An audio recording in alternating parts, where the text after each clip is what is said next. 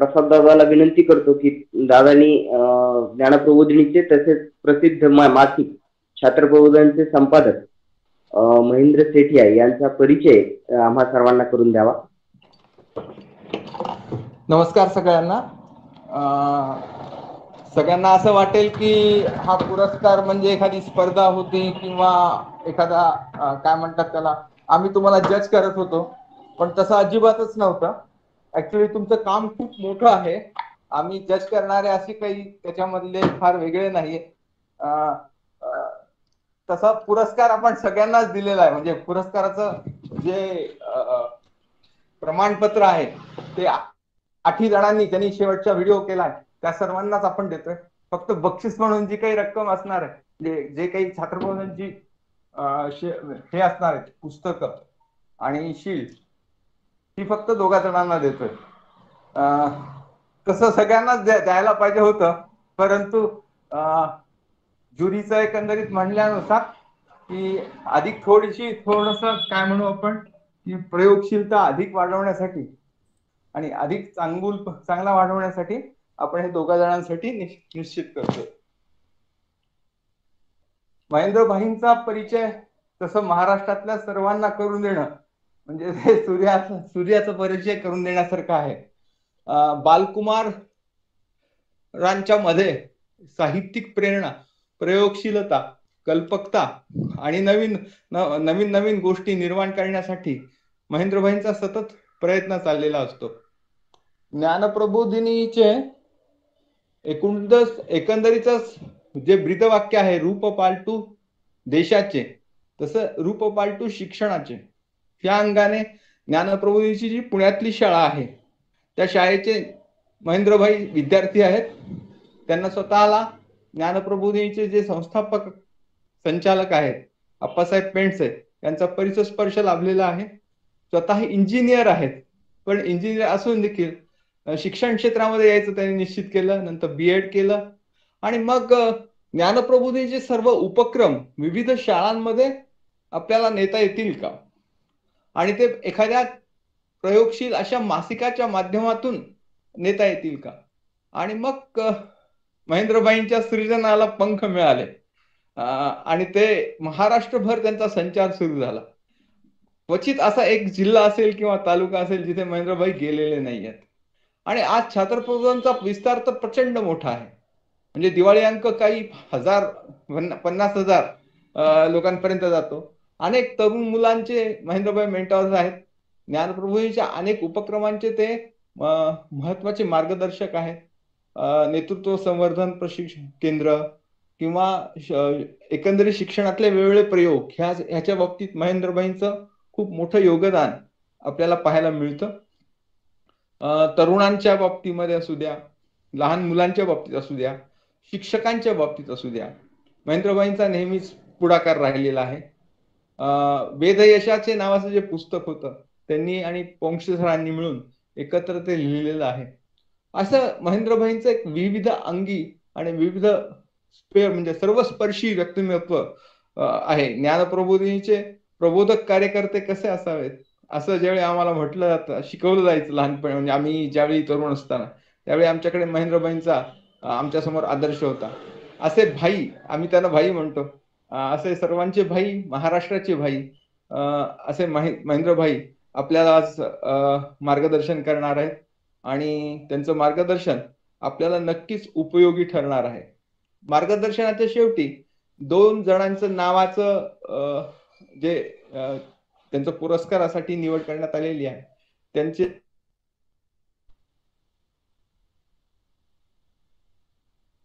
दादा आवाज कटलाय तुझा.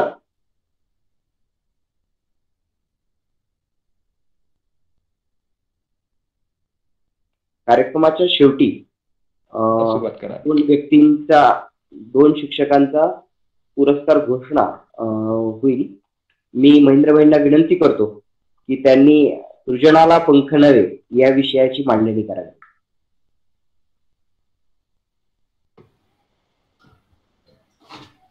सर्व प्रयोगशील अध्यापकांना आजच्या स्वामी विवेकानंद स्मृती दिनाच्या निमित्तानं मी मनपूर्वक अभिवादन करतो.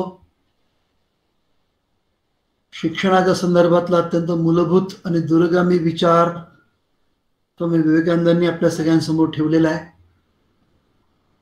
Education is the manifestation of perfection already in human being. प्रत्येक माणसामध्ये असलेल्या पूर्णत्वाचं प्रकटीकरण म्हणजे शिक्षण. आपल्याला जे सगळे प्रयोग करायचे आहेत ते या प्रत्येक आपल्या समोर असलेल्या विद्यार्थीच्या आतमध्ये दडलेल्या लपलेल्या अशा सगळ्या त्या पूर्णत्वाला साथ घालायची आहे, हाक घालायची आहे, त्याला बकअप म्हणायचं आहे, तू करू शकशील असा विश्वास द्यायचा आहे. मला आठवते मी जेव्हा ज्ञानप्रबोधिनीमध्ये आता 5वी-6वी मध्ये असताना आमच्यासमोर काही छोटी छोटी आव्हानं ठेवलेली असायची आणि आम्हाला असं वाटायचं की हे आपल्याला शक्य नाही, आपण लहान होत अजून. आणि मग आप्पा कधी कधी वर्गामध्ये यायचे, कधीतरी असे व्हरांड्यामध्ये हाताला धरून घेऊन जायचे आणि विचारायचे तुम्ही करणार आहात ना. आम्ही आप्पांना म्हणायचं आप्पा कसं शक्य आहे, आम्ही खूप लहान होत अजून. आणि मग आप्पा म्हणायचं लहान नाही तुम्ही आता मोठे आहात, 6वीत गेला तुम्ही, आता तुम्हाला जमेल, नक्की जमेल, जमेलच जमेल तुम्हाला. आप्पा म्हणते जमेल म्हटल्यावरती मग आपल्याला जमलंच पाहिजे. प्रत्येक आपल्या वर्गातल्या मुलाला मुलीला तुला नक्की जमेल असा विश्वास देण्यासाठीची धडपड वेगवेगळ्या माध्यमातून वेगवेगळ्या प्रयोगांमधून आपण सगळेजण करतात. याचा खरोखरीच मनापासून आनंद होतो. प्रसाद दादांनी आता माझी ओळख करून दिली, पण मुळामध्ये प्रसाद दादा ही एमटेक अभियंते आहेत हे आपल्याला बहुतेक सगळ्यांना माहीत असेल किंवा नसेल.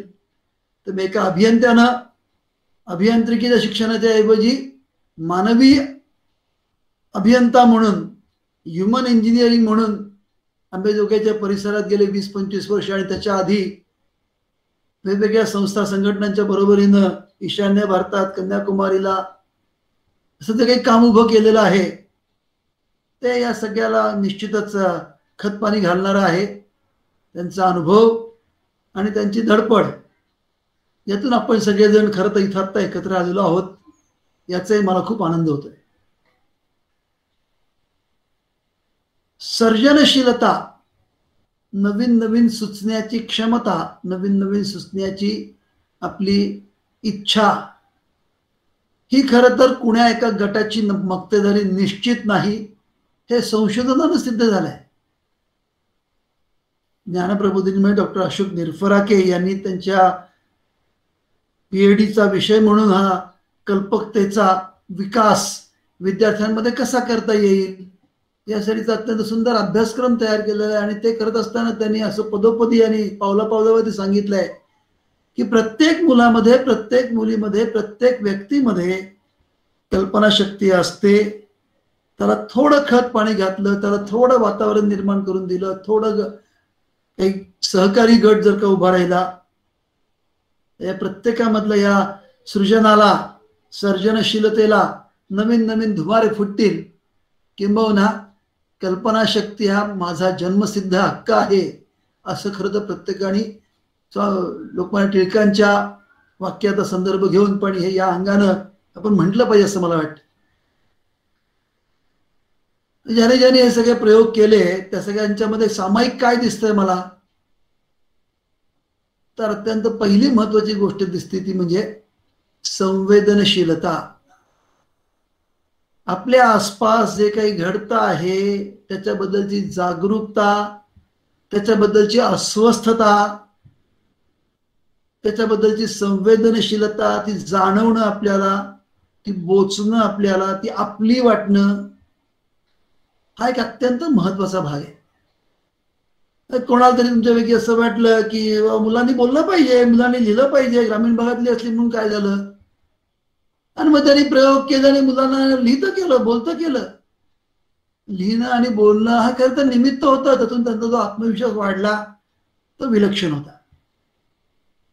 कोणीतरी असं म्हणलं की अरे आमच्या इथल्या मुलांनी स्क्रॅच मधून प्रयोग केले पाहिजेत ना, त्यासाठी कशाला शहरातल्या मोठ्या मोठ्या प्रयोगशाळा आम्हाला पाहिजेत. आम्हाला असलेल्या साहित्याच्या आधारानं आमच्या मुलांमध्ये वैज्ञानिक दृष्टिकोन तयार व्हायला पाहिजे. वैज्ञानिक दृष्टिकोन तयार होण्यासाठी मोठ्या मोठ्या प्रयोगशाळाच लागतात, हा भ्रम आहे. किंबहुना मोठ्या मोठ्या प्रयोगशाळा असलेल्या अनेक शाळांमध्ये वैज्ञानिक दृष्टिकोन तयार होताना दिसत नाही, हेही दुर्दैव आहे.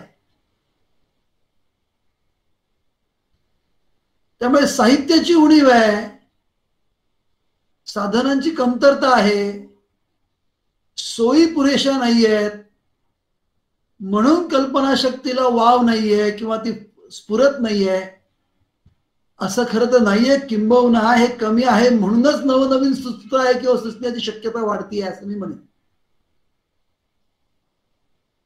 म्हणजे मला असं वाटतं की नवीन नवीन सुचायचं असेल तर सतत आपण अशा प्रकारच्या समस्या, काय कमी पडतंय, काय व्हायला हवंय याबद्दलची जागरूकता जर का आपण जिवंत ठेवली, जागी ठेवली, तर निश्चितपणे आपल्या आसपास आपल्याला शेकडो प्रश्न जाणवतील. त्यातले कुठले तरी एक दोन प्रश्न आपण उचलूयात, त्या प्रश्नांनी सुरुवात करूयात. काम करता करता नवीन नवीन सुचायला लागेल. आपल्यापैकी अनेकांना असंच नवीन नवीन सुचत गेलेलं आहे. आपल्या कोणी कल्पकतेच्या तंत्रांचा फार अभ्यास केलाय, फार त्याची सगळी माहिती घेतली आहे, फार त्यातलं सगळं तंत्रज्ञान शिकून घेतलंय, कौशल्य आत्मसात केलंय, असं असेलच असं नाही असं मला वाटतं. पण एक सामायिक धागा जो आपल्या सगळ्यांच्या मनामध्ये मला दिसतोय किंवा प्रत्यक्ष अनुभव ऐकल्यानंतर मला जे दिसतंय ते म्हणजे ही एक प्रकारची बोच, ही एक प्रकारची संवेदनशीलता. या संवेदनशीलता अजून एका गोष्टीची जोड असावी लागते, ती म्हणजे ही संवेदनशीलता कुचकामी नुसते असून चालत नाही. म्हणजे कसं, बघा ना काय भयंकर परिस्थिती आहे, मग मला दिसत आहेत सगळे प्रश्न आणि त्या प्रश्नाबद्दल फक्त मला कसं वाईट वाटतंय असंच जणू काही मी उगाळत बसलोय. बघा ना कशी परिस्थिती, बघा ना तिथल्या शाळांमधल्या मुलांना काही अमुकच होत नाही, ही परिस्थिती त्यांच्याकडे हेच नाही आहे, असं मी रडगाणच गात जातोय. संवेदनशीलता आहे, पण त्या संवेदनशीलतेचं रडगाण्यामध्ये रूपांतर करणं म्हणजे सर्जनशीलता नाही. त्या सर्जनशीलतेला आस्थेची जोड असावी असं मला वाटतं. आस्था, कन्सर्न. अरे ही माझी मुलं आहेत, हे माझे विद्यार्थी आहेत. करोना असला म्हणून काय झालं, शासनाने शाळा चालू कराव्यात का न कराव्यात काही म्हणू देत, पण ही माझी मुलं आहेत ना. आहे त्या परिस्थितीमध्ये त्या मुला मुलींना मी काय देऊ शकीन, काय त्यांच्यापर्यंत मी पोचू शकीन, कसं पोचवू शकीन, कुठली कुठली माध्यमं मला वापरता येतील. सगळ्यांकडे नाही आहे स्मार्टफोन, मला माहिती आहे. फोन आहेत का, एका फोनवरती 2-3 जण एकत्र येऊ शकतात का, तसं मी निरोप देऊ शकतो का, अरे तुझ्याकडे फोन आहे, मी तुला फोन केला, तुझ्या जरा वाडीवरच्या जरा 3-4 जणांना एकत्र कर ना, अमुक वाजता मी परत फोन करतो, आपण चौघं जरा मिळून बोलूयात, जरा मला तुमच्याशी बोलायचं आहे, तुम्ही काय करतात समजून घ्यायचं आहे. शाळा नाही आहे पण शिक्षण तर चालू राहायला काय हरकत आहे. आज आमचं एक समीकरण झालं की शाळा म्हणजे शिक्षण, आणि शाळेत सुद्धा पुस्तकी अभ्यास म्हणजे शिक्षण. पुस्तकाच्या अभ्यासावरती आधारित जी काही सगळी परीक्षा पद्धती आपली आहे त्यात यश मिळालं म्हणजे यशस्वी. या सगळ्या गेल्या वर्षभराच्या करोनाच्या संकटामध्ये आपल्याला हे विशेषत्वानं जाणवलं असेल की पुस्तकी अभ्यास म्हणजे खरं शिक्षण नाहीये. ते एक वेळ एखादं वर्ष मागं पडलं तरी नंतर भरून काढता येईल, पण विद्यार्थ्यांच्या मध्ये असलेली जी काही उर्मी आहे, जो काही उत्साह आहे, जी काही ऊर्जा आहे, शिकण्याची जी काही त्यांची तगमग आहे, ती कशी वापरता येईल, ती कशी वाढवता येईल, त्यासाठी वेगवेगळ्या प्रकारचे उपक्रमांची योजना आपल्याला कशी करता येईल, हा खरं तर त्या कन्सर्नचा भाग आहे. संवेदनशीलता जर का आस्थेची जोड असेल तर निश्चितपणे आपल्याला ती मुलं मुली उद्युक्त करतात पुढे घेऊन जायला.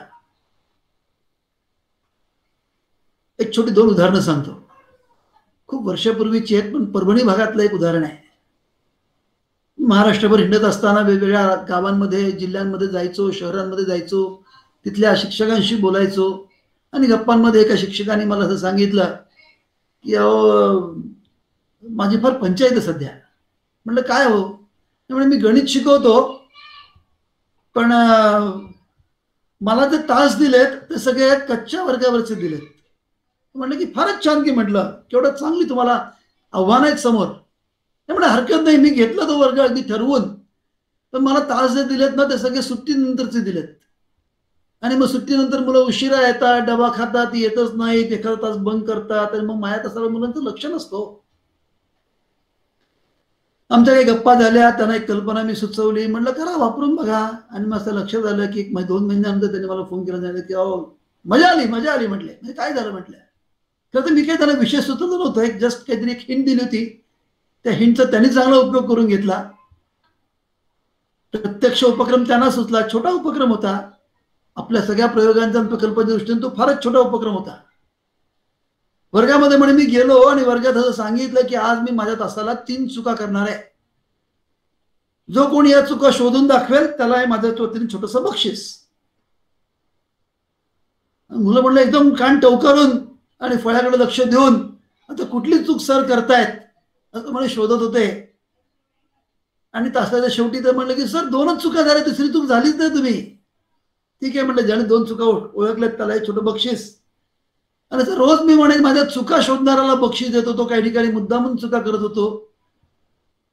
आणि हळूहळू म्हणे जी मुलं 12, 15, 20 वर्गात होती ती 35, 40, 50, 60चा पट होता. त्या 60 पर्यंत मुलं तर जमायला लागली. वेळेच्या आधी 2 मिनिटं येऊन बसायला लागली, चुका शोधायला लागली. आणि चुका शोधता शोधता सर चांगलं शिकवतायत, आपल्याला गणित कळतंय असं वाटल्यावरती गणितातली त्यांची रुची आणि गोडी वाढली. आणि मग त्यातून विद्यार्थी गणितामध्ये अधिक चांगलं यश मिळवू लागले. मला सांगायत काय मोठा प्रकल्प आहे हो. याच्यामध्ये काय अशी मोठी त्यांनी संशोधन केलंय आणि ते प्री टेस्ट आणि पोस्ट टेस्ट आणि त्यातून त्यांनी सगळं ते सिद्ध करून दाखवलंय. काही केलं नाही त्यांनी यातलं. एक अत्यंत छोटा प्रयोग. म्हणलं कसं सुचलं होतं मला, मी तर काही तुम्हाला हे सुचवलं नव्हतं. नाही म्हणत तुम्ही मला त्यावरती काही किल्ली दिली तर सर मी शोधत होतो इकडं तिकडं काय करता येईल. माझ्या घरी माझी एक 3-4 तिसरी चौथीतली एक मुलगी आहे आणि ती माझी मुलगी म्हणे एक दिवस माझ्याकडे बघून खूप हसत होती. झालं असं म्हणलं मी चहा पिताना चुकून माझ्या अंगावरती सांडला गेला आणि तिला भयंकर आनंद झाला की बाबांच्या हातून चूक झाली. आणि मग मी म्हणलं की अरे असं आहे काय, म्हणजे लहान मुलांना मोठ्यांच्या चुका काढायला आवडतात, मग का नको हेच तत्व आपण अभ्यासासाठी वापरूयात. आणि मग त्याने अक्षरशः वर्गात त्याच्यामध्ये शिकवत असताना हे तंत्र छोटीशी युक्ती वापरली. पण तुम्हाला सांगतो त्या युक्तीचा इतका सुंदर परिणाम झाला की एरवीच्या वर्गात कदाचित कमी मुलं असतील पण त्या वर्गात मात्र सगळी मुलं झाडून यायची. कारण शिकवत चांगलेच होते, ते आधीपासून चांगले शिकवत होते. मात्र एका अडचणीवरती मात करण्यासाठी त्यांना उत्तर सापडत नव्हतं, तर त्यांचं त्यांना सापडलं. त्याच्यावर त्यांनी ते करून बघितलं आणि जादूची कांडी झाल्यासारखं तो गणिताचा तास त्यांचा एकदम पॉप्युलर झाला. विद्यार्थी खूप मनापासून शिकायला लागले आणि मागं पडणारे हे विद्यार्थी वर्गामध्ये पहिल्या 5 पहिल्या 10 गणिताच्या बाबतीमध्ये पुढे यायला लागले. हळूहळू गणिताबरोबर त्यांनी इतरही विषयांच्या बाबतीमध्ये 2 पावलं पुढे जायला सुरुवात केली. बुद्धिमत्ता कमी नसते, प्रश्न असतो तो त्यांना डिवसण्याचा, कधी शाबासकी देण्याचा, कधी बकअप म्हणण्याचा, कधी बोट धरून पुढे कडून जाण्याचा, कधीतरी पाठीवरती थाप मारण्याचा. आपण सगळ्यांनी जे काही सगळे प्रयोग केले तर ह्या थोड्याशा कमी अधिक प्रमाणातले, काही जणांनी खूपच उत्तम रीतीनं अत्यंत काळजीपूर्वक प्रयोगाची सगळी मांडणी करत आणि एक पायरी करत आपण पुढे गेलेला आहात, फारच छान. पण असे आपल्या आसपास असणारे धडपडणारे शिक्षक हे आपल्याला शोधता आले तर मला असं वाटतं की या सगळ्या समस्येला अजून एक पाऊल पुढचं आपण घेऊन जाऊ शकतो. मला सुचतंय तसं अजून कोणाला तरी सुचतंय. इथं आपण असलेले सगळेजण हे एकमेकांना सुचणारे म्हणून इथे एकत्र भेटतो. असं नवीन सुचणाऱ्या गटातल्या एकमेकांना जर का आपण भेटत राहिलो तर आपोआप एकमेकांना पहिला प्रश्न विचारला जातो, काय नवीन केलं सध्या. ज्ञानप्रबोधिनीमध्ये हा प्रश्न हा परवलीचा शब्दासारखा आहे. कोणी केव्हाही जरी एकमेकांना भेटलं तरी पहिल्यांदा काय विचारतं, काय नवीन चालू आहे सध्या. मग ते एकदा नाही म्हणलं, दोनदा नाही म्हणलं तर तिसऱ्या वेळेला काहीतरी नवीन करावंच लागतं, कारण त्याचं उत्तर तर द्यायला पाहिजे. नाही म्हणून कसं चालेल. आणि मग प्रत्येक जण काहीतरी नवीन करण्याच्या शोधामध्ये असतो. संवेदनशीलतेमध्ये त्याला एखादी समस्या सापडते, त्याला असं वाटतं की माझी समस्या आहे ती दुसऱ्या कोणतरी सोडवायची नाही, ती मी सोडवणार आहे. मला काही मक्ता दिलाय का, मीच का म्हणून करायचं असा प्रश्न तो विचारत नाही. तर म्हणतो की मला दिसतंय ना, मग मी सुरुवात करतो ना. सगळा प्रश्न माझ्या एकट्यानं सुटेल असं नाही, पण निदान माझ्या बाजूने जेवढं सुटेल तेवढा प्रयत्न मी करीन, अशी सुरुवात व्हावी लागते. एक नेहमी तुझं वाक्य तुम्ही ऐकलं असेल की थिंक ग्लोबली, म्हणजे जागतिक भान असलं पाहिजे, जगात काय काय चालू आहे त्याचा विचार प्रभाव समजले पाहिजे, त्याचा अभ्यास केला पाहिजे वगैरे वगैरे. Think globally, act locally. पण ते सगळं करून शेवटी आपल्याला कृती करायची तर स्थानिक स्तरावरती करायची आहे. पण इथे जर केलं पाहिजे, आमच्या शाळेत झालं पाहिजे, आमच्या ठिकाणी झालं पाहिजे, आमच्या संस्थेमध्ये बदल झाले पाहिजेत, स्थानिक स्तरावरती झाले पाहिजेत. मला ते एक पाऊल पुढचं म्हणजे ऍक्ट लोकली आणि स्टार्ट युअर सेल्फ. स्वतःपासून सुरुवात करूया. इनिशिएटिव्ह स्वतः घेऊयात. कोणीतरी म्हणेल, कोणीतरी मला ढकलेल, कोणीतरी मला काय दिवसेल किंवा शिक्षा किंवा बक्षिसाच्या अंगानं मला कोणीतरी म्हणेल, मग मी पुढे जाईन. त्याच्याऐवजी मीच सुरुवात करतो ना. त्यामुळे मला असं वाटतं की या पद्धतीने आपण सगळ्यांनी सुरुवात केलेलीच आहे. त्या सगळ्याच्या मी काही सामायिक धागेदोरे एकत्र करतोय की संवेदनशीलता, मग आस्था. या आस्थेमुळे येणारी एक प्रकारची अस्वस्थता असते. मला दिसतंय की छात्र प्रबोधनचा ग्रामीण दिवाळी अंक 25,000 ग्रामीण भागातल्या मुला मुलींपर्यंत पोहोचतो. गेली अनेक वर्ष. गेल्या वर्षी करोनामुळे शाळा बंद, केंद्र प्रमुख पोहोचू शकत नव्हते, त्यामुळे ग्रामीण भागातल्या मुलांपर्यंत अंकच पोहोचत नव्हते, पोहोचणार नव्हते. संवेदनशीलता की आत्ताच्या परिस्थितीमुळे नाही शक्य ते. अस्वस्थता, काय करता येईल, काय करता येईल, नुसतं तर नाही करता तर मग काय करता येईल. आणि मग कल्पना एक पुढे आली, आपल्याला मुलांना बोलका अंक देता येईल का. पुन्हा प्रश्न, अरे मग बोलका अंक देणार कसा. त्यासाठी मोबाईल पाहिजे, स्मार्टफोन पाहिजे. ग्रामीण भागात मुलांकडे स्मार्टफोन नाही आहेत. मग शोधाशोध सुरू केली आणि मग असं लक्ष देखील नाही, साध्या फोनवरती सुद्धा ऐकता येतं त्यांना, अशी सोय होऊ शकते, असं तंत्रज्ञान उपलब्ध आहे. माझे शोधाशोध सुरू केल्यानंतर तंत्रज्ञान सापडलं की त्या तंत्रज्ञानामध्ये समोरच्याने नुसता फोन केला आणि एक नंबर दाबला की ते ऐकायला मिळतं. आपण नाही का आता आपल्या सगळ्या कस्टमर केअर सेंटरमध्ये करतो ही सगळी रचना. तिथं म्हणतो की एक नंबर दाबावी तुम्हाला अमुक याच्यावरती उत्तर मिळेल, 2 नंबर दाबावी असं उत्तर मिळेल वगैरे वगैरे. म्हणलं हे आपल्याला का नाही वापरता येणार. आणि मग आम्ही ती रचना केली. बोलका दिवाळी अंक 1 महिना विद्यार्थ्यांना विशिष्ट क्रमांकावरती त्यांनी जर का फोन केला, त्यांनी 1 दाबला की कथा ऐकायला मिळेल, 2 दाबलं की गाणं ऐकायला मिळेल. 9 पर्यंत आम्ही त्यांना सगळे प्रकार दिले आणि दर 5 दिवसांनी साहित्य बदलत गेलो. मला आनंद वाटतोय की आम्ही अगदी नाही 30,000 जणांपर्यंत पोहोचलो, पण 15,000 मुला मुलींनी हा बोलका अंक त्यांच्या गावातून साध्या फोनवरून ऐकला. मनापासून आनंद झाला. म्हणजे सुचायला लागल्यावरती मग त्यातल्या अडचणी जर जशा आपल्याला यायला लागतात, तशा अडचणींवरती मात करण्यासाठी आपल्याला काही मार्गही सापडतात. मग ते मार्ग आपल्याला आपल्या एकट्याच्या जीवावरती सापडतात असं नाही तर कोणतरी मदतीला येतो, कोणतरी लक्ष देतो की अरे याला घेता येईल ना मदतीला. आपल्या आधीचे संदर्भ असतात, काही ना काहीतरी कुठेतरी ऐकलेलं असतं, वर्तमानपत्रात पाहिलेलं वाचलेलं असतं, नावं आपल्या समोर काही असतात, व्यक्तींचे संदर्भ असतात. आता असा प्रश्न आला की हे सगळं करायला 50,000 रुपये खर्च येणार होता. आता छात्र प्रबोधन तर या सगळ्या दिवाळी अंकांच्या आणि करोनाच्या काळामध्ये इतकं एकदम खर्च आम्हाला करणं शक्य नव्हतं. मग याला शोध, त्याला शोध, त्याला शोध, त्याला शोध. 8-10 दिवस तुझं शोधाशोध चालू होतं. लक्षात आलं की अरे आम्ही एक कंपनी आहे ना की CSR मधून होऊ शकते, तयार आहेत करायला, फारच छान. पण त्यासाठी ती घालमेल व्हावी लागते, ती अस्वस्थता असावी लागते. असेल जर का माझ्या भविष्यामध्ये तर देईल तो मला आणून, मी आपला बसून राहतो, असं त्या सर्जनशीलतेला परवडत नाही, चालत नाही. सर्जनशीलतेला तुमची अस्वस्थता, तुमची धडपड, तुमचे प्रयत्न हे निश्चितपणे जर का योग्य हेतू असेल, प्रामाणिक हेतू असेल आणि प्रामाणिक धडपड असेल तर कुठून ना कुठेतरी काहीतरी साधन साहित्य मिळतं. रिसोर्सेस ज्याला आपण म्हणतो, साधन सामुग्री असेल, पैसे असतील, माणसं असतील, तज्ञता असेल, येते कुठून ना कुठून तरी. शोधावं लागतं, येते म्हणजे आपोआप नाही येत ती, पण शोधावं लागतं. असा शोध घेतल्यानंतर मग ते सापडले आणि मग ते झालं छान आणि मग ते सगळ्यांपर्यंत पोहोचलं. मग करता करता असं लक्षात की अरे अनेक ठिकाणी कम्युनिटी रेडिओ सेंटर्स आहेत, का नको त्यांच्याद्वारा पोचवायला. आणि असं करत करत करत वर्तुळ अजून वाढत गेले. त्यामुळे ज्याला अस्वस्थता आहे त्यांनी शोध सुरू करणं. माझ्या इथं संगणक नाही आहेत, माझ्या इथल्या मुलांकडे मोबाईल नाही आहेत, ठीक आहे नाही आहेत मोबाईल, काय करता येईल, काय उत्तर शोधता येतील. मग गावात एक तरी मोबाईल आहे का. मग गावात 2-3 जणांकडे मोबाईल आहेत, ठीक आहे. मग त्या 2-3 मोबाईलचा उपयोग करून मला काही मोबाईल लायब्ररी सुरू करता येईल का, की त्यांना मला असं म्हणता येईल का तुमचा एकट्याचा मोबाईल जो आहे की नाही त्या ठिकाणी तुमच्या गावामध्ये तुमच्या वाडीमध्ये आमचे विद्यार्थी अमुक ते 6 ते 8 या दर अर्ध्या तासाने येतील, मग 6 ते 7:30 2 जण येतील, 7:30 ते 7 अजून पुढचे 2 जण येतील आणि असं 3 तास आम्ही त्या ठिकाणी आलटून पालटून जाईना पण त्या मोबाईलचा उपयोग करून आमच्या 25, 15, 10 मुलांना आम्ही त्याच्यामध्ये शिक्षणाच्या प्रक्रियेत आणू शकू. हे सगळं उत्तरच आहे असं म्हणणार नाही, ह्यालाही पासून पुष्कळ अडचणींची सगळी साखळी असणार आहे.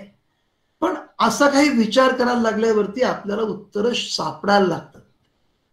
मग त्यातली काही उत्तरं ही अशक्य कोटीतली असतात, काही उत्तरं ही शक्य कोटीतली असतात. त्या शक्य कोटीतल्या गोष्टींनी सुरुवात केली की हळूहळू अशक्य गोष्टी सुद्धा शक्य व्हायला लागतात. 1995 साली महाराष्ट्रामध्ये दिवाळीच्या दिवशी खग्रास सूर्यग्रहण दिसणार होतं. आम्हाला असा प्रश्न पडला की अरे या खग्रास सूर्यग्रहणाच्या वेळेला जास्तीत जास्त जणांनी हे ग्रहण पाहावं. आता ग्रहण नुसत्या डोळ्याने तर पाहता येत नाही, मग त्या सगळ्यांपर्यंत आपल्याला तो सौर चष्मा पोहोचवता येईल का. चौकशी केली जरा, लक्षात असं की एक सौर चष्मा 15 रुपयाला आहे, 12 रुपयाला आहे, 10 रुपये पण द्यायला तयार आहे.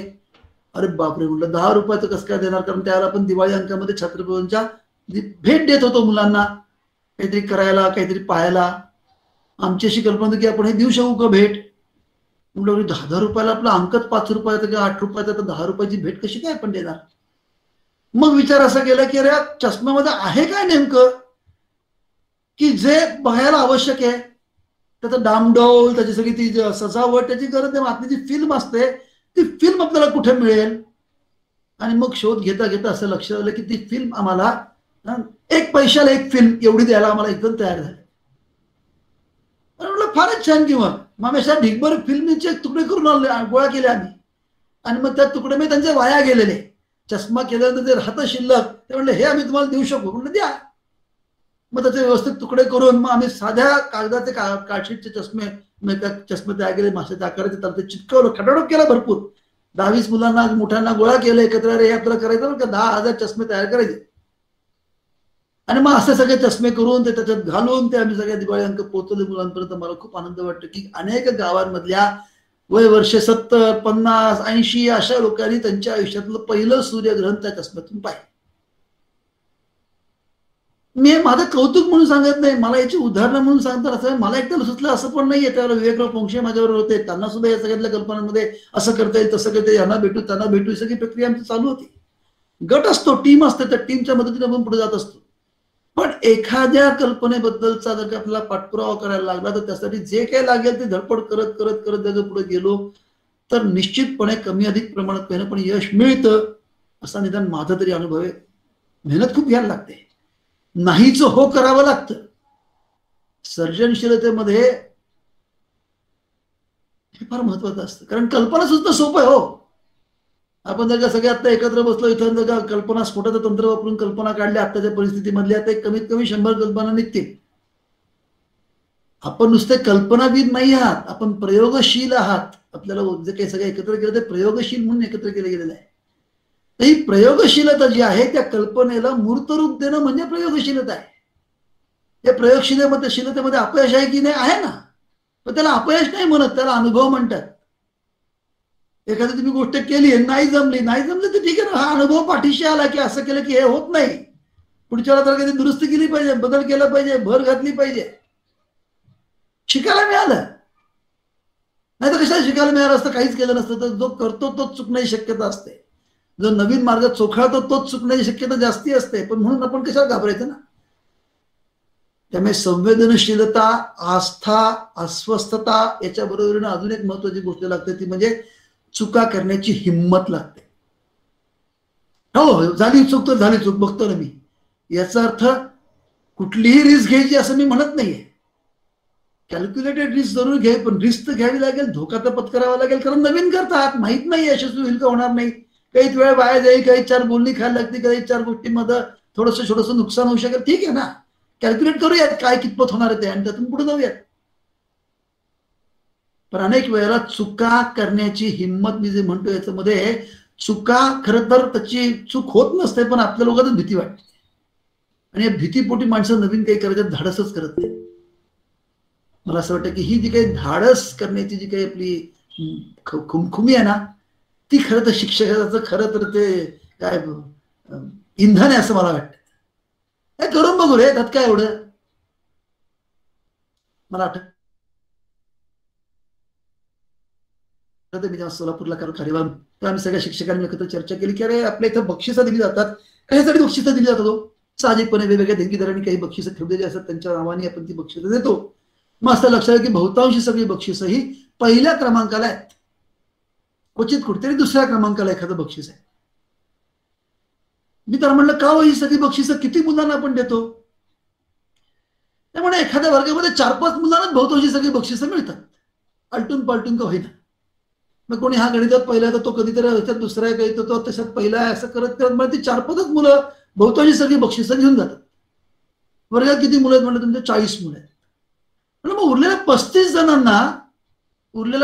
जणांना बक्षिसं मिळू नयेत असं तुम्हाला वाटतं का? आपण बक्षिसं का बरं देतो? प्रोत्साहन मिळालं पाहिजे. मग प्रोत्साहन फक्त 5च मुलांना द्यायचं आणि वर्षानुवर्ष तेच 5 मुलं वर्गातून पुढे जाणार आणि त्यांनाच बक्षिसं मिळणार आलटून पालटून, कधी हा पहिला कधी तो पहिला.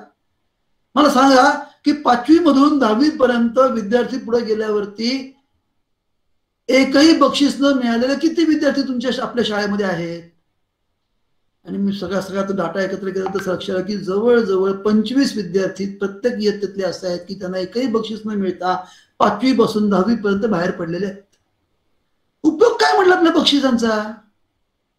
तेवढी बक्षिसं ही जर का प्रोत्साहन देण्याची गोष्ट असेल तर प्रत्येकामध्ये काय दडलेलं आहे त्याला बक्षीस देता येईल का आपल्याला?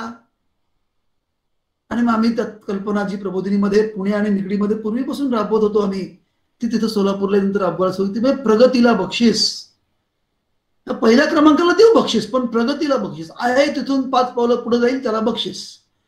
40% मार्क आहेत, ठीक आहे, 40%वरून 45% मिळाले बक्षीस. हस्ताक्षर अत्यंत खराब आहे, कधीच आयुष्यात त्याला हस्ताक्षराचं बक्षीस मिळणार नाही, त्याला माहिती आहे. तो कशाला प्रयत्न करेल? पण नाही, तुझा आत्ताचा हस्ताक्षर मी लिहून घेतलेला आहे, आता 6 महिन्याने आम्ही परत सगळ्यांचे हस्ताक्षर घेणार आहोत आणि आजचा हस्ताक्षर आणि 6 महिन्यानंतरचा हस्ताक्षर यात ज्याने सर्वात चांगली प्रगती केली असेल त्याला बक्षीस. तो भले उत्तम हस्ताक्षर नसेल, पहिला क्रमांक नाही काढायचा, आम्हाला प्रगतीचा क्रमांक काढायचा आहे. तुम्हाला सांगतो त्या निम्म्यापेक्षा जास्ती मुलांनी हस्ताक्षर स्वतःहून दुरुस्त करायला आणि ती वहीवरती लिहिल्याशिवाय काय सुलेखनाच्या वहीमध्ये लिहायला सुरुवात केली आहे. तिथून मी 2 पावलं पुढे तुम्हाला बक्षीस मिळणार आहे, फारच भारी. पहिला क्रमांक यायची गरज नाहीये. क्रीडा स्पर्धांमध्ये अनेक विद्यार्थी भाग घेतात, कंपल्सरी असतं म्हणून बऱ्याच भाग घेतात, पळतात. त्यांना माहिती असतं की आपण कधी पहिले येणार नाही आहोत. 2-4 जाडी मुलं वर्गामध्ये असतात, ती म्हणतात की जाऊ दे ना, कशाला दुडू पळतात, ती बाकी सगळी त्यांना हसत असतात. मला असं वाटतं की जाड मुलांना सुद्धा जर का म्हणतं की तुला आता 50 मीटर पळायला किती वेळ लागतोय, किती 32 सेकंद लागतात का, तू जर का 32 सेकंदावरून जर का 25 सेकंदावरती आलास, 20 सेकंदावरती आलास, भले तू शेवटचा ये, पण तुझ्या 32 वरून जर का तू 25 वरती आलास तर तुला बक्षीस आहे. हे आटोक्यातलं आहे. मला काही 12 सेकंद देता येणार नाहीये, 10 सेकंद तर शक्यच नाही मला, त्यावेळी कधीच मी पहिला येणार नाही. पण हे 32 वरून 25 वर जायला जाता येईल मला. उतरतो ग्राउंड वरती, 2-4 फेऱ्या मारतो, 2-4 दिवस आधीपासून तयारी करतो, सराव करतो, म्हणतो, बघतो, घड्याळ लावतो, अरे 26 का, जर थोडा जोर लावला ना तर मी जाईन बरं का 25ला. बक्षीस ही त्याच्यासाठीची प्रेरणा आहे. त्या सुरुवातीच्या काळात का होईना प्रत्येकाला आवश्यक असते, तशी ती प्रेरणा त्याला मिळायला काय हरकत आहे? तुम्ही बक्षीस काय देताय महत्वाचं नाही. त्या सगळ्या मुलांना त्यांनी सगळ्यांसमोर आणलं आणि जोरदार टाळ्या वाजवल्या. त्याला एवढा आनंद झाला की माझ्यासाठी चांगल्या गोष्टीसाठी म्हणून सगळेजण माझं कौतुक करताय, त्याच्यासारखा दुसरा आनंद नसतो. मला सांगा काय काय खर्च येतो, तुम्ही मला सांगा, असं काय मोठं त्याच्यात खर्चिकपणा आहे? मला स्वतःला असं वाटतं की या सगळ्या प्रक्रियेमध्ये आपल्याला आपल्या मुला मुलींना प्रोत्साहन द्यायचं आहे, त्यांना बकअप म्हणायचं आहे. या करोनाच्या काळामध्ये विद्यार्थी आपापल्या घरी आहेत, त्यांना कशाचं बक्षीस देता येईल आपल्याला? अभ्यासाच्या पलीकडे त्या विद्यार्थ्यांनी त्यांच्या गावामध्ये असं काय विशेष केलं की त्यामुळे त्याचं बक्षीस देऊयात, अशी बक्षीस आपल्याला जाहीर करता येतील का? आपापल्या पद्धतीनं, आपापल्या परीनं वेगवेगळ्या प्रकारचे वीर शोधता येतील का? जे कोणी आपल्या गावामध्ये 50 पानं वाचतील आठवड्याला किंवा महिन्याला, जे काही तुम्ही ठरवाल ते, त्याने ती नोंद करायची ना आम्हाला कळवायचं, आमचे हे वाचक वीर आहेत. छान वाचणारे आहेत, आमचे वाचक वीर, असे वेगवेगळे वीर, स्वच्छता वीर काढता येतील, नीटनेटकेपणाचे वीर काढता येतील, गावात काहीतरी छान देवळामध्ये मस्तपैकी रोजच्या रोज किंवा दर आठवड्याला एक भित्तीपत्रक हाताने लिहून लावलेलं आहे. काय हरकत आहे आपल्या 6वीच्या 7वीच्या मुलांनी असं छानसं भित्तीपत्रक तयार करून लावायला? काय हरकत आहे आपल्या इथल्या 6वी 7वीतल्या मुलांनी, दुसरी तिथल्या मुलांनी शाळा घ्यायला? तर गावात येतो, तो म्हणतो की चल तुझ्या गावातले तू 2 मुलांना तिसरीतल्या तयार कर, त्यांना शिकव. मला असं होतं की या प्रक्रिया आपल्याला पुढे घेऊन जायच्या आहेत. आपल्याला आपले हात वाढवायचे आहेत. कल्पकता जर का आपल्याला प्रत्यक्षात आणायची असेल तर एकट्याच्या जीवावरती आणायला काही मर्यादा आहेत. त्या मर्यादा पार करायची असेल तर आपल्याला 2 पद्धतीनं माणसं गोळा करायला लागतील, 3 पद्धतीने गोळा करायला असे म्हणेन. एक म्हणजे आपले सहकारी, कदाचित ते सहकारी सगळेच काही तुम्हाला प्रतिसाद देतील असं नाही, पण तुमचे विद्यार्थी मात्र नक्की जर का तुमचा जेन्युइननेस असेल तर नक्की प्रतिसाद देतात. 2-5 जण का होईना पण तुमच्यासाठी नक्की धडपड करतात, तर तुमच्या मदतीला येतात, असा माझा व्यक्तिशः अनुभव आहे. आणि तिसरा जो काही आपल्याला गट गोळा करायचा तो म्हणजे आपल्या समाजातला, आपल्या परिसरातला. त्याला माननीय सुभाषराव देशपांडे यांनी मध्यंतरी एक फार छान शब्द वापरला, आपल्या स्वतःची, प्रत्येकाकडे स्वतःची आपल्या आपल्या परिसरातली एक एनर्जी बँक असली पाहिजे. एनर्जी बँक म्हणजे की ज्यांच्या एनर्जीमुळे मला माझा प्रकल्प पुढे घेऊन जाता येईल, माझी कृती पुढे नेता येईल, अशी कोण कोण आहेत माझ्या परिसरातली. उत्तम वक्तृत्व मुलांना घडवून आणायचं आहे. माझं एकट्याचं वक्तृत्व इतकं छान नाही, पण माझ्या परिसरामध्ये 4 अशी उत्तम वक्तृत्व करणारी माणसं मला माहिती आहेत का, शोधली पाहिजेत, गोळा केली पाहिजेत. त्यांना म्हणलं यावं जरा आमच्या मुलांसमोर, बोला जरा. आमचे माझे विद्यार्थी मला माहितीत का असं की ते उत्तम वक्तृत्व करणारे होते, त्यांना मी माझ्या शाळेत आणतो का, कॉलेजमध्ये आणतो का, त्यांना म्हणतो का तुम्ही एक दिवस तरी या आणि जरा मुलांची आमच्या बोला, त्यांचे सांगा, त्यांचं कौतुक करा, त्यांना काहीतरी शाबासकी द्या, त्यांना 4 टिप्स द्या. आपल्याला आपले रिसोर्सेस वाढवल्याशिवाय आपल्या कल्पकतेला धुमारे फुटणार नाहीत. त्यांनी तर म्हटलं असं की सृजनाला पंख नव्हे, हे नवे पंख जर का आपल्याला फुटायला हवे असतील, जर का धुमारे फुटायला हवे असतील, तर जशी आपली अस्वस्थता महत्वाची आहे, आपली आस्था महत्वाची आहे, तशी ही जी काही कल्पकतेची, सृजनशीलतेची लस आहे ना, ती लस आपण अजून 10-20 जणांना टोचू शकलो पाहिजे, किंवा ज्यांना ऑलरेडी टोचलेली आहे त्यांना आपण गोळा करू शकलो पाहिजे, त्यांना बरोबर घेऊ शकलो पाहिजे. असं बरोबर घेऊन जाण्याचं तंत्र हे या सर्जनशीलतेमध्ये खूप महत्वाचं आहे. अडचणी खूप येणार आहेत, कमी अडचणी नाही, सोपं नाही हे काम. हे प्रवाहाच्या विरुद्ध पोहणं आहे, आणि प्रवाहाच्या विरुद्ध पोहणं म्हणजे काय असतं, मी स्वतः एकदा प्रवाहामध्ये, पाण्याच्या प्रवाहामध्ये उतरून बघितलेलं आहे. आता सरळ जायचं म्हणत तरी जाता येत नाही, तुम्ही तिरकी जाता कुठेतरी, सतत टिकून राहायचं म्हणत तरी शक्य होत नाही, तुम्हाला परत लगेच काठावरती यावं लागतं. मग अशा प्रवाहाच्या विरुद्ध जर का पोहायचं असेल आपल्याला, तर आपल्याला साथीदार हवेत, सन्मित्र हवेत. आणि हे सन्मित्र थोडेसे काही वेळेला शांत असतात, काही वेळेला त्यांना स्वतःहून पुढे यायची इच्छा नसते, काही वेळेला कोणीतरी उत्साहानं असतं, परंतु त्याला कधीतरी वाईट अनुभव आलेला असतो, मग तो 4 पावलं मागे जातो. मग अशा वेळेला रे चला रे आपण करूयात ना असं म्हणणारा आपण जर का असलो, तर त्या सगळ्यांच्या हातात हात घालून आपण एकत्रितपणे मग त्या प्रवाहाच्या विरुद्ध पोहणं सोपं जातं.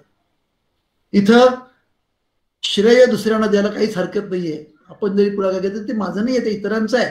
हे काय हा होता, तो होता, ती होती, त्या होत्या म्हणून आम्ही एकत्र केलं असं द्या श्रेय इतरांना, परंतु श्रेयापेक्षा सुद्धा आम्ही सगळ्यांनी मिळून केलं, हा बदल घडवून आणला, यातला जो आनंद आहे ना, तो आनंद कशातच नाही मिळतो. आम्ही बीएड शिकलो, बीएड शिकून आम्ही त्याचे काहीतरी पाठ घेतले, ते पाठ घेता घेता आम्ही ते सगळ्या रचनेमध्ये गेलो. लक्षात असं आलं की जर बीएडला शिकलो ते वर्गात वापरताच येत नाही, मग वर्गात पुन्हा आम्ही पठडीतल्या चौकटीतूनच पुढे जायला लागलो, चाकोरीतूनच शिकवायला लागलो. ते चाकोरीतून सगळे जातात, आपल्याला चाकोरीच्या पलीकडचं काहीतरी बघायचं, आणि त्यात मजा आहे. शिक्षक म्हणून काम करण्यामध्ये त्यात खूप मजा आहे. मेहनत आहे की नाही आहे ना. अस्वस्थतेमुळे त्रास होतो, चिडचिड होते, काही वेळेला मदत मिळते, काही वेळेला मदत नाही मिळत, काही वेळेला लोक तुमच्या हेतूवरती शंका घेतात, हा राग येतो आपल्याला की अरे मी इतका प्रामाणिकपणे प्रयत्न करतो, ह्याला असं वाटतं की मला किती पैसे मिळणार आहेत, मला काहीतरी कोणतरी अमुक देणार आहे म्हणून मी हे करतोय, बक्षिसासाठी मी करतो. नाही यार तसं, पण नाहीच पटत लोकांना वाटतं की तुम्ही आता आले अमुक अमुक बक्षीस घेऊन आलात, त्या बक्षिसासाठी तुम्ही धडपड करतात. एकदा बक्षिसाची रचना संपली की झालं, तुम्ही परत नेहमीप्रमाणे करायला. बोलणारे खूप आहेत, नाउमेद करणाऱ्या या समाजामध्ये आपल्या आसपास खूप माणसं आहेत. त्या सगळ्या नाउमेद करणाऱ्या गटामध्ये टिकून राहणं हेच आपलं वैशिष्ट्य आहे. सर्जनशील माणसाला सतत सकारात्मक राहणं, आशावादी राहणं, आणि मला आज नाही उद्या नक्की यश मिळेल असा विश्वास मनामध्ये पक्का असणं हे फार महत्वाचं गोष्ट आहे असं मला वाटतं. गेल्या वर्षी मार्च महिन्यामध्ये लॉकडाऊन लागला, अक्षरशः 1-2 दिवस जेमतेम तयारीला होते आणि तिसऱ्या दिवसानंतर पूर्ण 100% लॉकडाऊन. छात्रप्रबोधन मासिक तर काही मुलांपर्यंत पोहोचणं शक्य नव्हतं. काय करता येईल? आणि मग मी ऐपावा नावाचा उपक्रम सुरू केला. ऐपावा नावाचा उपक्रम आम्ही सुरू केला. ऐका, पहा, वाचा. साहजिकपणे स्मार्टफोन होता, त्यांच्यापर्यंत हा पोहोचू शकला. पण असे गेल्या वर्षी 3000 जण वेगवेगळ्या व्हॉट्सअपच्या गटांच्या माध्यमातून या गटामध्ये सहभागी झाले. रोज त्यांना आम्ही ऐकण्यासाठी, पाहण्यासाठी, वाचण्यासाठी काही ना काहीतरी पोचवत होतो. लक्षात असायला की तरी ते जर कमी पडते. म्हणजे यावर्षी आम्ही ऐपावा क, त्याला क ची जोड दिली आणि कृतीची जोड दिली. यावर्षी 4000 विद्यार्थी अत्यंत सक्रियतेने सहभागी झाले. मला आनंद वाटतोय की या 4000 पैकी सुमारे 1000 विद्यार्थ्यांनी या कृती केल्या, त्या गुगल फॉर्मद्वारे आम्हाला पाठवल्या. त्यातल्या 150 जणांना आम्ही सर्टिफिकेट्स किंवा बक्षीस देऊ शकलो, कारण त्यांनी विशेष कृती 15 पेक्षा जास्ती कृती पूर्ण केल्या 25 पैकी. मला असं की आपण विचार करायला लागलो की आपल्याला सुचलं की त्यातल्या अडचणी लक्षात येतात, त्यातल्या मर्यादा लक्षात येतात, त्याच्यात मात करतो आपण, पुढच्या अजून एक पाऊल पुढे जातो. ही जी काही सतत पुढे जाण्याची प्रक्रिया आहे ना, ती प्रक्रिया ही तुम्हाला तुमच्याच केलेल्या प्रयोगावरती पुन्हा एकदा शोधबोध घेणं. त्याला प्रबोधिनीला मी काय शब्द वापरतो? शोधबोध. म्हणजे चांगल्या गोष्टींचा शोध घ्यायचा आणि टिकवून ठेवायचे. अरे हे छान झालं यावर्षी बरं का, ते ऐपावा चाललं पाहिजे बरं का. आपण ते कमी पडते, मग काय कमी पडते? काहीतरी कृतीशीलता दिली पाहिजे, म्हणून मग त्याला क ची जोड देऊयात. बोध घेतला, काहीतरी कमी पडलंय त्याचा बोध घेतला, चांगलं झालंय ते टिकवून ठेवलं ना, असं शोधबोध घेत पुढच्या टप्प्याचे प्रयोग हे तुम्ही करायला लागतात. एका प्रयोगातून पुढच्या प्रयोगाकडे, पुढच्या प्रयोगातून त्याच्या पुढच्या प्रयोगाकडे, अशी ती प्रयोगशीलता. त्या प्रयोगशीलतेमध्ये नोंदी, निरीक्षण, त्या निरीक्षणाच्या आधाराने योग्य ते निष्कर्ष काढणं, त्या निष्कर्षामधून शिकणं, त्यातून पुन्हा दुरुस्ती करणं, गृहीत तपासून घेणं आणि 4 पावलं पुढे जाणं. प्रक्रिया वाटते तितकी सोपी निश्चित नाही, पण सोपं असतं तर सगळ्यांनीच केलं असतं की हो. सोपं नाहीये म्हणून तर आपण करणार आहोत. ते ज्यांच्यामध्ये ती उर्मी आहे ते सगळे ते सोप्यापेक्षा आव्हानं घेण्यात जास्ती मजा आहे. तर अशी आपापल्या परिस्थितीमध्ये अशी आव्हानं हे पण नक्की घेतली पाहिजेत. आणि ते जे कोणी आपण सगळेजण घेत आहात ते एकटे दुकटे असून चालणार नाही. नकारात्मकतेची लस टोचणारे बाहेर भरपूर आहेत. तू कशाला करतो, तूही करू नको, मीही करत नाही असं म्हणणारे भरपूर आहेत. तू केलंस की आम्हाला पण करायला लागेल, त्यापेक्षा कसं शांत बस ना असं म्हणणारे भरपूर आहेत. टोमणे मारणारे भरपूर आहेत, नाउमेद करणारे भरपूर आहेत. त्यांच्या मधल्या टप्प्यातली जी माणसं असतात की जी न्यूट्रल असतात, जी अंदाज घेतात की या दिशेला जायचं का त्या दिशेला जायचं, अशा त्या न्यूट्रल माणसांमध्ये आपल्याला लसीकरण करता येईल का? करोनाच्या बाबतीतली लस घेणं हा करोनाच्या बाबतीत ठीक आहे, गोष्ट महत्वाची आहे. पण या करोनाच्या लसीबरोबर अशा प्रयोगशीलतेची लस, अशी कल्पकतेची लस, अशी सकारात्मक दृष्टिकोनाची लस, अशी प्रेरणेची लस आपल्या बरोबर जर आपण सतत ठेवली, बरोबर घेऊन हिंडायचं. त्याची इच्छा असो नसो, तुला मी टोचली, आता तू झालास, आता तू आता आशावादी, आता निराशा तुला शिवणारच नाही. आपल्या सहवासात आलेल्या माणसांना अशा लसी आपोआप सहवासातूनच मिळायला पाहिजे, आणि मिळतात त्या. मला वाटतं की असे गट उभे करणं. भगिनी निवेदितांनी एक शब्द असा वापरला होता या बाबतीमध्ये की आपण सगळेजण कसे पाहिजेत, अग्रेसिव्ह पॉझिटिव्हिटी. दुर्दैवानं सत्प्रवृत्त माणसं, सदाचार माणसं, धडपडणारी माणसं एकटी धडपडतात, आणि चुकीच्या मार्गाने जाणारी माणसं गट करून चुकीची गोष्टी डिरेक्टच राहतात. नाही चालणार पुढच्या काळामध्ये. असं आपल्याला सदाचार करणाऱ्या माणसांनी संघटना केली पाहिजे, त्यांनी गट उभे केले पाहिजेत, त्यांनी सामर्थ्यवान झालं पाहिजे. आणि असं सामर्थ्यासह सदाचार, सामर्थ्यासह सर्जनशीलता, सामर्थ्यासह आशावाद, पोकळ नाही तर सामर्थ्यासह आहे, असं सामर्थ्य आपल्याला मिळवायचं. आणि त्यासाठी ही अग्रेसिव्ह पॉझिटिव्हिजम, मी एकटा नाही, तूही केलं पाहिजेस, तुलाही जमेल, मी आहे तुझ्या बरोबर, चल करूयात आपण एकत्र. आता तुला जमलं की मला याची गरज नाही, अजून 4 गोष्टी नवीन करू आपण. अशा प्रकारचं एक वातावरण आपल्या आसपासच्या गटामध्ये आपल्याला करता आलं तर मी असं म्हणेन की प्रयोगशीलतेचा जो काही आत्ताचा कार्यक्रम आपण करतो, जे की आपण सगळेजण प्रयोगशील आहात. तुम्हाला मला काही वेगळं सांगायची गरज नाही, कारण तुम्ही सगळेच प्रयोगशील आहात. आपली प्रयोगशीलता आपल्याला इतरांपर्यंत पोहोचवण्यासाठी कशी धडपड करता येईल यासाठी खरं तर मला तुमच्याशी गप्पा मारायला जास्त आवडणार. कारण तुम्ही सगळेच प्रयोगशील आहात, मग तुम्हाला काय मी सांगणार ना, तुम्ही केलेच प्रयोग सगळ्यांनी करतात तुम्ही सगळे. आता माझा आग्रह असा आहे की ही प्रयोगशीलता एकट्यापुरती मर्यादित ठेवू नका, एका प्रयोगापुरती मर्यादित ठेवू नका. ही प्रयोगशीलता आता एकातून दुसऱ्या, दुसऱ्यातून तिसऱ्या, तिसऱ्यातून चौथ्यात संक्रमित होऊ देत आणि एकाकडून दुसऱ्याकडे, दुसऱ्याकडून तिसऱ्याकडे संक्रमित होऊ देत. आणि या याच्यामध्ये आपल्या मुला मुलींना आपल्याला बरोबर घेतलं पाहिजे. ती फार मोठी एनर्जी आहे. आपली 7वीतली 8वीतली 9वीतली मुलं मुली हीच आपली ऊर्जा आहे. ती ऊर्जा आपली एकदा कामाला लागली ना तर मग शिक्षकही बरोबर येतात, पालकही बरोबर येतात, समाजातले अन्य धुरीणही आपल्या बरोबर येतात. तेही बघतात की अरे हो यांना शक्य आहे बरं का, चांगलं जमतंय बरं का, आपण जाऊया त्यांच्या बरोबर आहे ना, बरं बकअप म्हणून येताना जरा पाठिंबा देऊयात, सहकार्य करूयात. अशी आपसूकपणे समाजामध्ये ही भावना आहे. त्याला फक्त हात घालायची, त्यासाठी आपल्याला धडपडायला लागणारच आहे.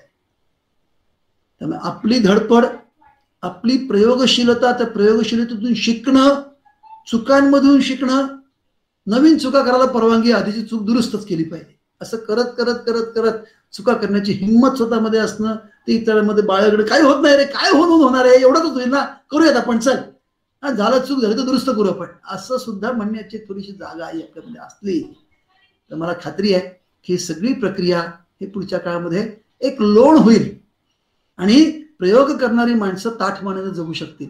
आज दुर्दैवानं उलट होत आहे की प्रयोगशील, धडपडी अशी माणसं एकटी आहेत आपापल्या शाळांमध्ये आणि ती थोडीशी मान खाली घालून काम करतायत. आणि काम न करणारी, आळस करणारी, निराशावाद पसरवणारी, काही शक्य नाही हो, काही घडत नाही हो, कुठे नियमात लिहिलंय, कुठे शास्त्रांनी सांगितलंय, जिया दाखवा, असं म्हणणाऱ्यांची संख्या खूप जास्त हो. हळूहळू आपल्याला उलट व्हायला हवंय आणि ते स्थानिक स्तरावरती संपर्कातून व्हायला हवंय. त्यामुळे सांगत राहूयात एकमेकांना, बढाई म्हणून नाही, एकमेकांची उदाहरणं सांगूयात. याचं उदाहरण त्यांनी सांगायचं, त्याचं उदाहरण ह्यानी सांगायचं, असं एकमेकांची उदाहरणं सांगायचं. हे करू शकतायत, आपण पण करूयात. चला, माझं उदाहरण नाही मी सांगणार, इतरांची उदाहरणं आपण सांगणार. अशी इतरांची उदाहरणं सांगत सांगत सांगत विद्यार्थ्यांच्या मधला आत्मविश्वास कसा वाढेल, विद्यार्थ्यांच्या मध्ये शिकण्याची वृत्ती कशी वाढेल, विद्यार्थ्यांना शिकण्याची कौशल्य कशी विकसित होतील, विद्यार्थ्यांच्या मध्ये समाजाच्या उपयोगी पडण्यासाठीची वृत्ती कशी तयार होईल, विद्यार्थ्यांच्या मध्ये अशा प्रकारचा वैज्ञानिक दृष्टिकोन कसा तयार होईल, विद्यार्थ्यांच्या मध्ये अन्यायाविरुद्ध लढण्याचं बळ कसं उभं राहील, ह्याचा जर का आपण विचार करायला लागलो तर आपण कितीही छोटा आता प्रयोग करत असलात तरी त्या प्रयोगामध्ये या सगळ्या गोष्टींची बीज आहेत, एवढं मी तुम्हाला खात्रीशीर सांगतो. ही बीज हळूहळू फुलवायला लागतील, हळूहळू ती त्याला खत पाणी घालायला लागेल, त्याला आवश्यक कुंपण घालायला लागेल, हळूहळू ते कुंपण बाजूला सारून मोठं झाड त्याचं होईल आणि मग लक्षात येईल की अरे मजा आली, मेहनत घेतली पण धमाल आली. त्या मुलातल्या मुलीतल्या जी कोणी ती जिल्हा स्तरावरती पहिली आली त्या मुलीच्या ते डोळ्यातले आनंद हे मच्छिंद्र सरांना नक्कीच बळ देणारे असतील असं मला वाटतं. त्या राष्ट्रीय आंतरराष्ट्रीय स्तरावरती अमोल घोगरे सरांनी तो काही सगळा प्रकल्प प्रयोग घेऊन गेलं ते, आणि त्या ठिकाणी त्यांनी काही सगळं धडपड करून त्या रोबोटिक्स मध्ये आणि त्याच्यामध्ये भाग घेतला मुलांना. केवढा विलक्षण आनंद आहे आपल्याला. काय कमी मेहनत घेतली असेल का त्यांनी? आपल्या की प्रत्येकाने खूप मेहनत घेतलेली आहे, पण मेहनतीत मजा आहे, मस्ती आहे, धुंदी आहे. अशी धुंदी की या पुढे घेऊन जाण्याला नक्कीच मदत करते असं मला वाटतं. आपल्या सगळ्यांच्या मदतीला छात्र प्रबोधिनी सतत असणार आहे. केव्हा हाक मारा, अमुक अमुक आहे, नुसती हाक मारा नाही तर सांगायला हा सुद्धा हाक मारा, ओ मी हे केलं जरा ऐका ना जरा, तसं ऐकायला कान पण प्रबोधिनी निश्चितपणे उत्सुक आहेत. जे जे कोणी असं करतात त्यांनी जरूर असं म्हणा की अरे या मला हे काहीतरी मी केलंय, मला सांगायचं कोणातरी. इथं कोणी तुम्हाला हे काय केलंय, आम्ही असं करतो, तुम्ही काय एवढं सतत करता, असं कधीही कोणी म्हणणार नाहीये. मी तुम्हाला खात्री देतो, तुम्ही जे काही छोटं मोठं कराल ना त्याचं कौतुक आहे आम्हाला आणि असणार आहे आयुष्यभर. कारण ते इतकं सोपं नाही, आम्हाला माहिती आहे. त्या ग्रामीण आदिवासी भागातल्या मुला मुलींसाठी धडपडणं इतकं सोपं नाहीये. वेल्ल्यामध्ये आम्ही तर काम करतो तर केळच्या वाडीच्या आतल्या गावातल्या मुला मुलीपर्यंत सगळं पोचवायचं इतकं सोपं नाहीये. खूप कष्ट आहेत, खूप अडचणी आहेत, आणि त्या अडचणीवरती मात करत आपण छोटे छोटे का होईना प्रयोग सुरू केलेले आहेत, प्रयोग करतात, धडपडतात. त्याला हे चांगलं व्यासपीठ प्रसाद शिक्षक किंवा किरण राऊत माने आणि या सगळ्या मंडळींनी उभं करून दिलेलं आहे. अंबेजोगाईंनी याच्यामध्ये विशेष पुढाकार त्या घेतलेला आहे, मला खूप आनंद वाटतोय. आणि त्यामुळे त्या दृष्टिकोनातून आपण या सगळ्याकडे पाहूयात. आपला एक मजबूत गट तयार करूयात की जो बाहेरच्या कुठल्याही धडकांना बाधणार नाही. कितीही मोठी लाट येऊ देत, त्या लाटेला आमचे हात सुटणार नाहीत, आमची प्रयोगशील वृत्ती खुंटणार नाही, अशी जणू काही एक पक्की हिंमत, पक्का आशावाद, पक्की खात्री आपण एकमेकांना देऊयात आणि धडपड सुरू करूयात. तंत्र भरपूर आहे, ते तंत्र शिकता येतील, वापरता येतील, कल्पना एकमेकांच्या घेता येतील, त्यात काही अडचण नाही एकमेकांच्या कल्पना उचण्या घेण्यामध्ये. कारण ती एकमेकांची कल्पना त्यांनी कल्पना मांडली तरी प्रत्यक्ष राबवणारे आपण असतो. कल्पना घेऊयात ना त्या ठिकाणून. जर का आपल्याला सुरुवात जर का सुचत नसेल तर देऊयात इतरांची कल्पना. मग करता करता आपल्याला सुचायला लागेल. सोलापूरच्या ग्रंथालयातल्या ग्रंथपाल म्हणून ज्या होत्या त्यांना असं वाटलं की अरे मला काय, मी कसं काय बक्षिसं देणार, मी कशी काय वातावरण निर्मिती करणार. आणि मग त्यांनी साधी कल्पना वापरली की 5वीतल्या मुलांनी वर्षभरात 500 पानं वाचायची, 6वीतल्या मुलांनी 600 पानं वाचायची. आणि हे आमचे वाचक वीर, तुम्हाला सांगतो शाळेतल्या ग्रंथालयाला अत्यंत सुगीचे दिवस आले. आणि वाटलं होतं की 10-20-25 जणांना बक्षिसं द्यायला लागतील, 160 जणांना बक्षिसं द्यायला लागली. वाचक वीर, केवढा आनंद आहे, केवढी मजा आहे. त्यांचं काम दुप्पट वाढलं, तिप्पट वाढलं. एरवी कोणीच येत नव्हतं, त्यांना निवांत काम होतं, काही गरज नव्हती, त्यांचा पगार चालू होता. पण त्यांना अस्वस्थता होती, ही संवेदनशीलता होती की अरे माझ्या इथली एवढी पुस्तकं का नाही मला वाचत आहेत, का नाही मला त्याचा वापर करत आहेत, मला काहीतरी केलं पाहिजे. आणि मग मला काय केलं पाहिजे करता करता चर्चा करता करता कल्पना सुचली. कल्पनेचा त्यांनी पाठपुरावा केला, प्रत्यक्ष कृती केली, त्यासाठी त्यांनी रचना उभ्या केल्या. मला असं वाटतं की ही फार मोठी ताकद आहे. आणि ती प्रत्येक माणसामध्ये, त्याला काही फार मोठं निवडलेले अमुक तुम अशी काही गरज नाहीये.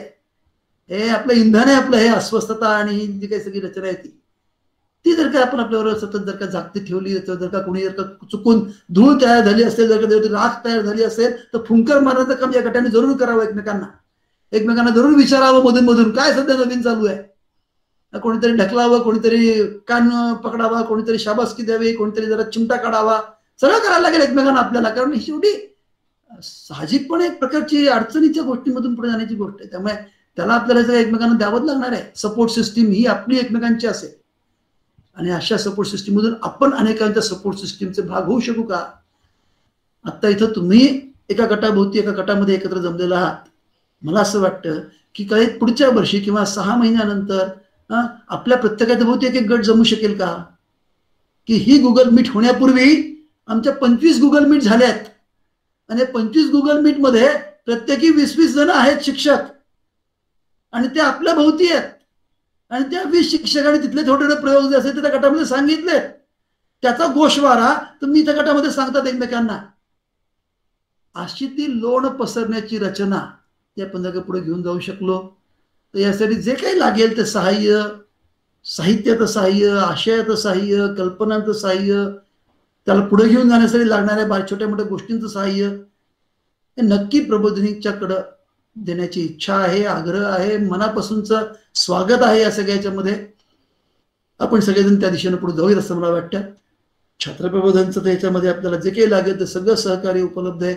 मध्यंतरी आम्ही असं लक्षात घेतलं की मुलांना वाचायला एकदम 25 पाने, 50 पाने, 100 पाने पुस्तक दिले की मुलं वाचतच नाही. मधल्या काळात आम्ही काय केलं, मैत्री पुस्तकांशी नावाचा एक प्रकल्प चालू होता. त्या प्रकल्पाच्या अंतर्गत आम्ही केलं 1 पानाचं पुस्तक, एकच पाठपोट पान लॅमिनेशन करून घेतली आम्ही, 40चा संच तयार केला. आणि गावागावांमध्ये मुलांनी ते 1 पान नाही एवढंच वाचायचं, काय करू ती सुरुवात. 25 शब्द आडले, मग ते उत्तर मुलांनी शोधली, अमुक केलं तमुक केलं, 1 पान पाठपोट वाचायला काय 25 मिनिटं लागली, 15 मिनिटं लागली, मजा आली. त्यातच प्रकट वाचन केलं, त्याच्यावरतीच उत्तरं लिहिली, त्याच्यावरतीच काहीतरी नवीन अजून 4 कल्पना काढल्या. पुस्तक म्हणजे काय प्रत्येकाला 100 पाणी असं म्हणून सांगितलं. अशा एक पानाची पुस्तकं आपल्याकडे उपलब्ध आहेत. प्रबोधिनीमध्ये, छात्र प्रबोधनमध्ये आहेत. छात्रप्रबोधन सगळ्या साहित्याच्या डीव्हीडीज उपलब्ध आहेत. तिथं कुठलाही अंक जवळजवळ 30-30व्या वर्षात चालू आहे आपलं. या सगळ्याचं साहित्य आहे विपुल प्रमाणात आता सहज उपलब्ध होऊ शकेल अशी रचना आहे. वेबसाईटवरती सर्व 300 अंक तुम्हाला केव्हाही बघता येतील, डाउनलोड करता येतील, वापरता येतील अशी रचना आहे. या ऐपावाक स्वयंविकास नावाचा जो वर्षभराचा उपक्रम असणार आहे त्यात तुम्ही सहभाग घेऊ शकाल. या सगळ्याची माहिती पत्रक नंतर मी किरण आणि प्रसाद सरांकडे पाठवेन. ते तुमच्या गटावरती तुम्हाला पाठवतील. आणि हे 30वं वर्ष असल्यामुळे अनेक नवीन कल्पना आहेत. या सगळ्या कल्पनांना तुमच्या या सगळ्या कल्पना शक्तीचं बळ लाभो आणि तुम्हाला या प्रबोधिनीच्या अनेक अंगांचं जे काही सगळं संचित आहे ते उपलब्ध आहे, त्याचा तुम्ही जरूर वापर करावा अशी मी इच्छा, आकांक्षा, अपेक्षा व्यक्त करतो.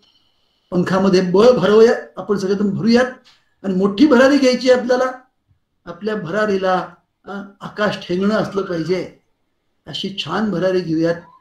अशी सगळी भरारी घेण्यासाठी मी आपल्या सगळ्यांना मनापासून शुभेच्छा देतो. आपल्या बरोबर आहे मी, तर मी स्वतः एक शिक्षक म्हणून काम केलेलं आहे. शिक्षकांच्या प्रशिक्षण गटामध्ये मी अनेक कामं केली, त्यांच्याबरोबर एकत्र राहिलेलो आहे. मला असं वाटतं की मोठी ताकद आहे आणि धमाल आहे, धमाल आहे. अशी धमाल करूयात आपण सगळेजण. सृजनाला पंखांमध्ये मोठी भरारी घेणारी भरपूर धमाल करूयात आपण. 6 महिन्यानंतर आपण पुन्हा भेटूयात असं मी सुचवीन, माझ्या वतीनं सुचवीन. मला आवडेल तुमच्याशी परत बोलायला. आणि एक 6 महिन्यानंतर जर आपण परत भेटलो तर तुम्ही असं मला म्हणाल, मला खात्री आहे की महेंद्रभाई तुम्ही जरा शेवटची 5 मिनिटं फक्त बोला, कारण आता आमच्याकडे बोलण्यासारखं भरपूर आहे, ते तुम्हाला मला सांगायचं आहे. अशा सगळ्या शुभेच्छांसह आणि अपेक्षांसह मी माझं बोलणं थांबवतो. मनापासून धन्यवाद. धन्यवाद महेंद्रभाई.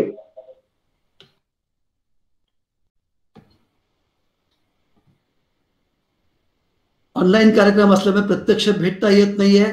प्रत्यक्ष भेटून कौतुकाची थाप आणि एक छान असं एकत्र भेटणं हे खरं तर राहिलंय आपलं बाकी. ते आता करोनानंतर आपण नक्की करूयात. पण या सगळ्या याच्यामध्ये कुठेतरी क्रमांक काढावे लागतात. हे क्रमांक प्रातिनिधिक आहेत असं आपण समजूयात. त्यामुळे इतरांनी नाव मिळवायचं काहीच कारण नाहीये. मी तसं सुचवीन तुम्हाला की ज्यांना ज्यांना शक्य आहे ना त्यांनी जर आपले व्हिडिओ ऑन करा. जर एकमेकांना दिसू देत नाही, भेटूयात ना, निदान चेहऱ्याने तरी भेटूयात ना एकमेकांना. आपण ज्यांच्या इथे अडचणीच आहेत रेंजच्या, ते मी समजू शकतो की नाही बाबा जमत नाही. पण जिथं रेंजची अडचण नाहीये त्या सगळ्यांना मी आवाहन करेन की तुम्ही तुमचे व्हिडिओ ऑन करा. आपण सगळेजण एकमेकांना दिसूयात. गरज पडली तर मी असं जरूर सुचवेन किरण रावांना की तुम्ही त्यांचे ऑडिओ पण थोडेसे ऑन करून ठेवा. सगळ्यांना अनम्यूट करा आणि आपण ज्यांना ज्यांना नावं वाचू त्या सगळ्यांचं जोरदार टाळ्या वाजवून आपण त्यांचं कौतुक करूयात. त्याची मजा आहे की या सगळा जो काही नाद आहे ना ठिकठिकाणचा, महाराष्ट्राच्या वेगवेगळ्या ठिकाणून आपण सगळेजण एकत्र येतो आहोत. हा नाद आपल्या सगळ्यांना जो काही मिळणार आहे, जो काही आपल्याला पोहोचणार आहे, तो कमालीचा असणार आहे. आणि तो फक्त या दोघांसाठीच नाहीये, तर त्या दोघांच्यावर आपल्या सगळ्यांसाठी आहे हे मी निश्चितपणे सांगू इच्छितो. 2 नावं आपल्याला जाहीर करायची आहेत. ती प्रयोगशील पुरस्कार म्हणून आपण सगळेजण पुरस्काराचे मानकरी आहात. त्यामुळे त्या सगळ्या पुरस्काराच्या मानकऱ्यांना पहिल्यांदा वंदन करतो मी आणि त्यांच्या वतीनं प्रातिनिधिक नावं जाहीर करतोय. मगाशी ज्यांनी उल्लेख केला ते सगरोळीचे अमोल घोगरे. धन्यवाद सर. धन्यवाद. धन्यवाद सर. त्यांनी अत्यंत विलक्षण अशा पद्धतीनं जी काही सगळे रोबोटिक्स मध्ये एकदम मुसंडी मारलेली आहे आणि ग्रामीण भागातल्या विद्यार्थ्यांना घेऊन आंतरराष्ट्रीय स्पर्धांमध्ये उतरलेले आहेत. मी तुमची काल फिल्म बघितली, तुम्ही पाठवलेली, आणि मला खरोखरच कौतुक वाटलं. अत्यंत चांगल्या रीतीने तुम्ही ते सगळ्या एक एक पायऱ्या मांडत मांडत मांडत प्रोजेक्ट फ्रॉम स्क्रॅच अशा अनेक कल्पना वापरत तुम्ही सगळी धडपड केलेली आहे. मनापासून तुमचं कौतुक आणि अभिनंदन. आपण दुसरे नाव घेतो, दोघांसाठी आपण एकत्रितपणे टाळ्या वाजवू असं मी म्हणेन. दुसरं नाव जे त्यातलं आहे ते अर्थातच ज्यांनी मुलांना बोलतं केलं, मुलांना लिहितं केलं आणि या बोलतं लिहितं करण्यामधून त्यांच्यातला आत्मविश्वास जागा केला, असे डॉक्टर मच्छिंद्र नांगरे. मला आता नेमकं मी चुकलो, परंतु आता मी दोघांनाही मी दोघांचेही मी काल तुमचे व्हिडिओ बघितलेत. खरोखरीच छान सर, कौतुक वाटलं मला तुमचं सुद्धा की अशा येणारी मुलं, मराठी भाषा सुद्धा कशी कशी बोलणारी मुलं, अशा सगळ्या मुला मुलींना तुम्ही त्याच्यामध्ये तयार केलं, त्यांना बकअप म्हटलं आणि त्यांच्या हस्ताक्षरापासून तर त्यांना तुम्ही बोलणं, वाचणं, लेखन सगळं उत्तम केलं. मनापासून अभिनंदन, शाबास आहे. धन्यवाद. धन्यवाद. थँक्यू. थँक्यू. दोन्ही सरांचे मनपूर्वक अभिनंदन. मी प्रसाददादाला विनंती करतो की पुढील कार्यक्रम कसा ठरणार आहे आणि काय सूचना आहेत त्या प्रसाददादांनी सांगाव्यात. नमस्कार सगळ्यांना. दोघांचं अभिनंदन, बाकी सगळ्या 6 जणांचं पण अभिनंदन. आपल्याला देखील पुरस्कार मिळालेलाच आहे. पुरस्काराचं मानपत्र फक्त आपल्याला प्रिंट करून देता येणार नाही, त्याच्यामुळे ईमेलवर तुम्हाला त्याचं कॉपी मिळेल.